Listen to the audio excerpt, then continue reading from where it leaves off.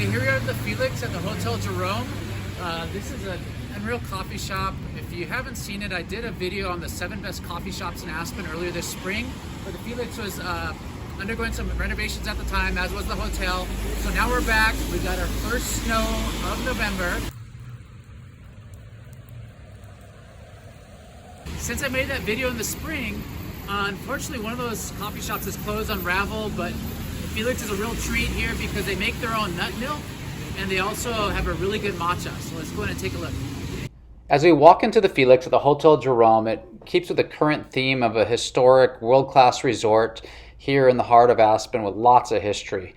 As we come up to the front desk, there's all kinds of things to choose from. In addition to your traditional coffee drinks, you've got all kinds of pastries and sweet and savory items along the menu, and you have some of these that are baked fresh daily.